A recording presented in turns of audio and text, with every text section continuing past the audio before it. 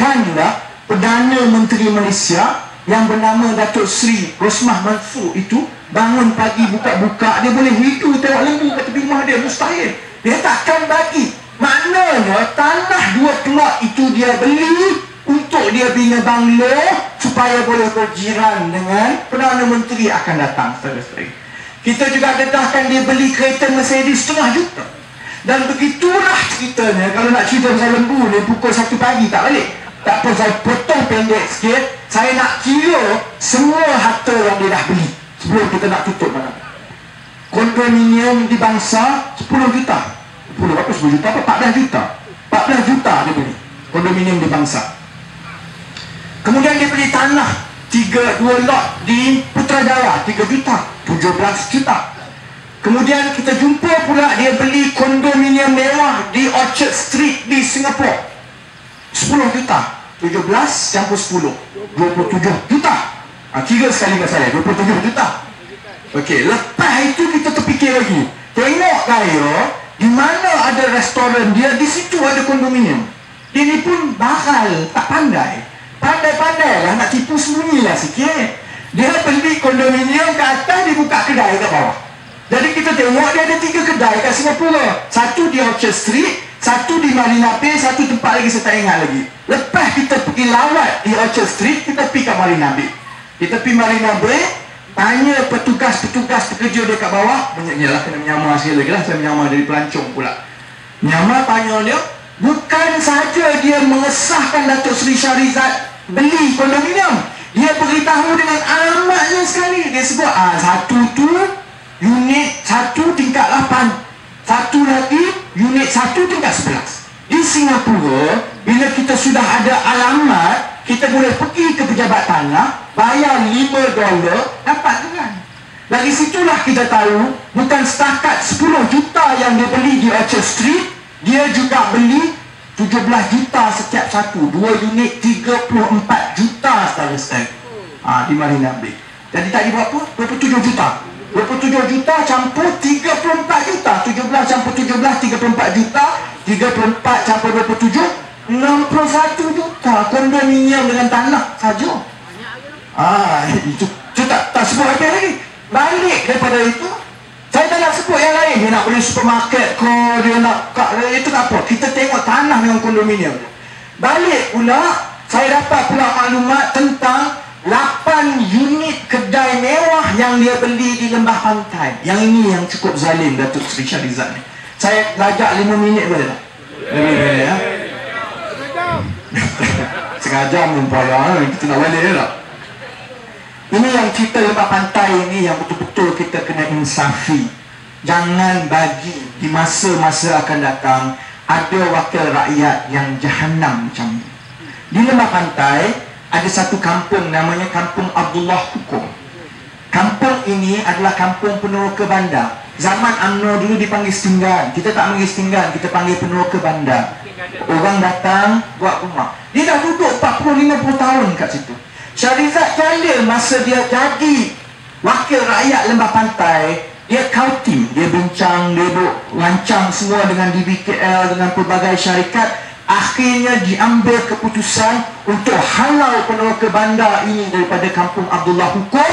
Tanah itu dirampas, dan saudara-saudara tahu tanah itu diberi kepada siapa?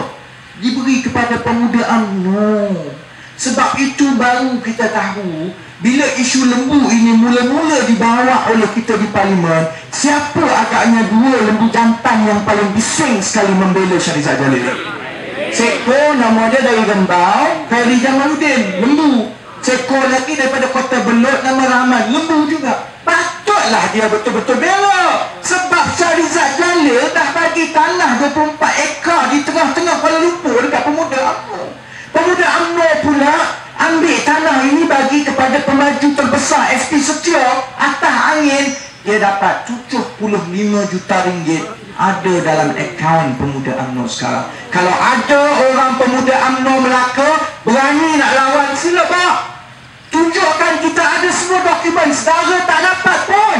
Yang dapat hanyalah Khairi Jamaluddin, Rahman Dahlan dengan keparat pemuda UMNO 23 ke atas. 75 juta dengan halau peneroka bandar daripada Kampung Abdullah Hukum. Lepas Syahrizad Jalil tolong belaka ini, habuan dia apa dia? Habuan dia dapat 8 unit rumah kedai mewah pada harga istimewa, dan duit NSC itulah yang digunakan untuk beli 8 unit rumah kedai mewah itu. Jumlahnya semua 12 juta. 61 juta tadi campur 12 juta. Setakat ini saudara-saudari yang kita bongkar, dia sudah ada 73 juta. 2 hari lagi kita akan bongkar lagi 8 lagi hak tanah mewah yang dia ada. Jadi 73 juta akan tambah lagi. Kalau saya mari tangga batu sekali lagi, cerita dia tambah sikit lagi, dah jadi 20 juta lebih. Dah selesai. Baik, saya nak tutup kat sini. Orang ramai tanya, kenapa kita tergila-gila sangat pasal lembu? Tak ada isu lain. Lembu 6 bulan sebab pasal lembu. Daripada dulu sampai sekarang, daripada dia tak nak letak jawatan sampai dia letak jawatan, masa kita bercakap pasal lembu. Sebab ini bukan soal berdendam dengan Syahrizad Jalil. Ini bukan soal untuk menang pilihan raya. Masa kita bawa isu ini, kita tak tahu pun bahawa akhirnya UMNO itu lembu, lembu itu UMNO. Kita tak tahu pun akhirnya begitu. Tetapi yang kita tahu, segala yang berlaku dalam NSC ini bukti lambang bagaimana bobrok, jahat, buruknya pimpinan-pimpinan yang ada dalam kerajaan Barisan Nasional sekarang. Bezanya antara anak menteri, antara penguasa dalam UMNO dengan rakyat kebanyakannya ni macam tinggi langit dengan bumi. Saya bagi contoh. Anak pakcik, adik-beradik kita keluar universiti. Ini orang Sungai Udang keluar universiti. Kalau dapat kerja gaji RM2,000, Alhamdulillah. Banyak tak dapat kerja, kena kerja kilang. Kalau kerja RM2,000 pun tolak PTPTN RM200, tolak hutang kereta RM500, tolak minyak RM400, tolak rumah sewa ataupun bayaran pinjaman rumah RM400-500 lagi. Dan kalau nasib tak baik, baru kahwin macam saya, tolak pinjaman kahwin. Akhirnya saudara-saudari, anak-beranak kita makan pasir. Itu nasib rakyat kebanyakan macam kita. Nasib dia, anak-anak dia macam mana?